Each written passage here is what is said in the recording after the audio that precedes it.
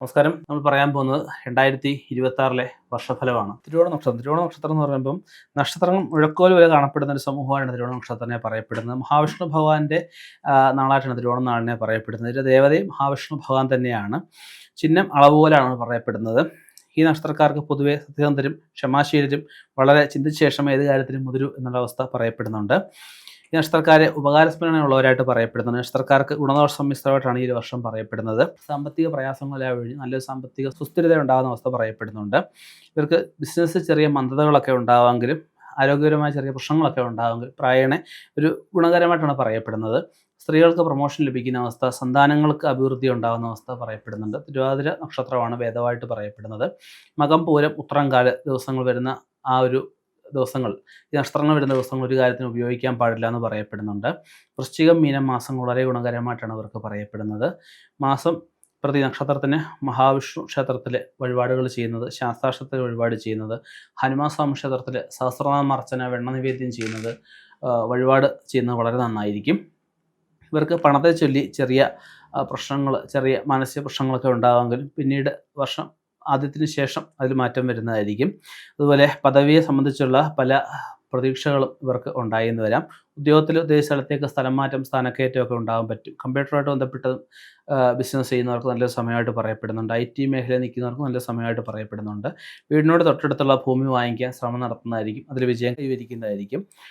അതുപോലെ എല്ലാ കാര്യങ്ങളും മുന്നിട്ടിറങ്ങി പ്രവർത്തിക്കുന്നതിലൂടെ ഒരു പേരും പ്രശസ്തിയൊക്കെ ഉണ്ടായെന്ന് വരാം. ഇവർക്ക് കുടുംബത്തിൽ ആജ്ഞാശക്തി ഉണ്ടായിരിക്കുന്നതായിരിക്കും.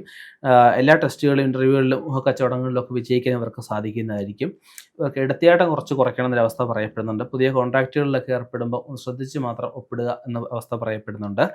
ഓഹരിയായിട്ട് ബന്ധപ്പെട്ട് സാമ്പത്തിക അഭിവൃദ്ധി പറയപ്പെടുന്നുണ്ട്. ഉദ്യോഗത്തിൽ താൽക്കാലികമായിട്ട് ചെറിയ പ്രശ്നങ്ങൾ ഉണ്ടാകുമെങ്കിൽ അത് സ്ഥിരമല്ല, താൽക്കാലികം മാത്രമാണ്. കുടുംബസുഖം നിലനിർത്താനായിട്ട് കുറച്ച് സമയം കൂടുതൽ ചിലവഴിക്കണം എന്നൊരവസ്ഥ പറയപ്പെടുന്നുണ്ട്. അവനവൻ അധ്വാനിച്ചുണ്ടാക്കിയതല്ലാത്ത പണം കൈവരിക്കാനുള്ള അവസ്ഥയൊക്കെ പറയപ്പെടുന്നുണ്ട്. അഭിപ്രായ വ്യത്യാസങ്ങളൊക്കെ കുടുംബത്തിൽ ചെറിയ ഇതിലുണ്ടായെന്ന് വരാം. സഹോദരിയായിട്ട് രമ്യതയെ പോകാനുള്ള അവസ്ഥ കാണുന്നുണ്ട്. ശത്രുക്കളുടെ പ്രവർത്തനങ്ങൾ പരാജയപ്പെടുത്താൻ അവന് സാധിക്കുന്നതായിരിക്കും. പട്ടാളം, പോലീസ്, അതുപോലെ അഭിഭാഷകർക്ക് നല്ല സമയമായിട്ട് പറയപ്പെടുന്നുണ്ട്. പ്രൊമോഷൻ ശ്രമിക്കുന്നവർക്ക് നല്ല സമയമായിട്ട് പറയപ്പെടുന്നുണ്ട്. പൂർവിക സ്വത്തുക്കൾ ലഭിക്കാനുള്ള സാധ്യതയൊക്കെ ഇവർ കാണുന്നുണ്ട്. വീട് പണി തുടങ്ങുകയോ അല്ലെങ്കിൽ പണിത വീട് വാങ്ങിക്കുകയോ ഒക്കെ ചെയ്യാനുള്ള സാധ്യത കാണുന്നതായിരിക്കും. ബിസിനസ്സിൽ അവനുദ്ദേശിച്ചാലും കൂടുതൽ പുരോഗതി വർഷം അവസാനം ഇവർക്ക് ഉണ്ടാവുന്നതായിരിക്കും. ഇവർക്ക് സർക്കാർ ജോലിയിൽ ഉള്ളവർക്ക് ചെറിയ ശിക്ഷ നടപടിയൊക്കെ ഉണ്ടാകും. അതൊക്കെ ഒന്ന് ശ്രദ്ധിക്കേണ്ടതാണ്.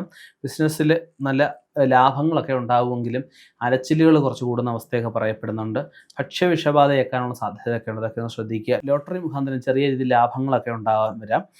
കച്ചവടത്തിൽ ലാഭം ഉണ്ടാക്കാനുള്ള സാധ്യത കാണുന്നുണ്ട്. പല തടസ്സങ്ങൾ വന്നു ചേരുമെങ്കിലും അതിനെയൊക്കെ ഇവർ അതിജീവിക്കുന്നതായിരിക്കും.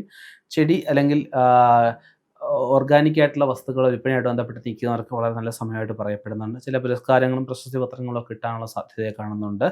എഴുതുന്ന പരീക്ഷകളിലൊക്കെ വിജയം കൈവരിക്കാൻ ഇവർക്ക് ആവുന്നതായിരിക്കും. ബിസിനസ്സിൽ എന്തെങ്കിലുമൊക്കെ പാർട്ട്ണർഷിപ്പ് ആയിട്ട് ഉള്ള സാഹചര്യങ്ങളൊക്കെ വന്നു തരും. കഴിവതും പാർട്ട്ണർഷിപ്പ് ചെയ്യാതിരിക്കുക. പ്രൊമോഷൻ സാധ്യതയുള്ള സമയമായിട്ട് പറയപ്പെടുന്നുണ്ട്. എല്ലാ കാര്യങ്ങളിലും ആലോചനാശീലം കഴിവും വെച്ച് പുലർത്തുന്നവർക്ക് നന്നായിരിക്കും. കുടുംബത്തിൽ സുഖവും സമാധാനവും നിലനിർത്താനായിട്ട് പങ്കാളിയുടെ സഹായം വേണ്ടി വന്നു വരാം. ചില സുപ്രധാന രേഖകളിലൊക്കെ ഒപ്പിടുമ്പം അതൊരു എല്ലാ കാര്യങ്ങളും ശ്രദ്ധിച്ച് മാത്രം ഒപ്പിടണമെന്ന് പറയപ്പെടുന്നുണ്ട്. കോടതി കേസുകളിലൊക്കെ ഒരു വിജയം കൈവരിക്കാൻ ഇവർക്കാവുന്നതായിരിക്കും. എതിർ കക്ഷിക്ക് അനുകൂലമായിട്ട് വരുന്ന ചില കാര്യങ്ങൾ പോലും ഇവരുടെ വാക്ചാതുര്യം കൊണ്ട് അവനവന് തന്നെ അനുകൂലമായിട്ട് വരുന്ന അവസ്ഥയെ കാണുന്നുണ്ട്. അവനവന് മുൻപ് ചെയ്ത പല പ്രവൃത്തികൾ സർക്കാരിൽ നിന്ന് കിട്ടേണ്ടതായിട്ടുള്ള പല കാര്യങ്ങളും കിട്ടുന്നതായിരിക്കും. അതുപോലെ ഉത്തരവാദിത്വ ജോലിഭാരം കൂടി വരാനുള്ള സാധ്യത കാണുന്നുണ്ട്. മറ്റുള്ളവരുടെ ജോലിയും കൂടി ഏറ്റെടുത്ത് ചെയ്ത് അവരുടെയൊക്കെ പ്രീതി സമ്പാദിക്കാൻ ഇവർക്കാവുന്നതായിരിക്കും. മേലുദ്യോഗസ്ഥരുമായിട്ട് ചെറിയ രീതിയിൽ പിണങ്ങേണ്ട ഒരവസ്ഥയൊക്കെ ചേർന്നു വരാം. അതിലൊക്കെ ഒഴിവായി മുന്നോട്ട് പോകുന്നതാണ് നല്ലത്. ലൈബ്രറി സയൻസ്, പ്രിൻറ്റിംഗ് ടെക്നോളജി ഇവയായിട്ട് ബന്ധപ്പെട്ടിരിക്കുന്നവർക്ക് നല്ല സമയമായിട്ട് പറയാം. കൺസ്ട്രക്ഷൻ മേഖലയിൽ നിൽക്കുന്നവർക്ക് നല്ല സമയമായിട്ട് പറയപ്പെടുന്നുണ്ട്.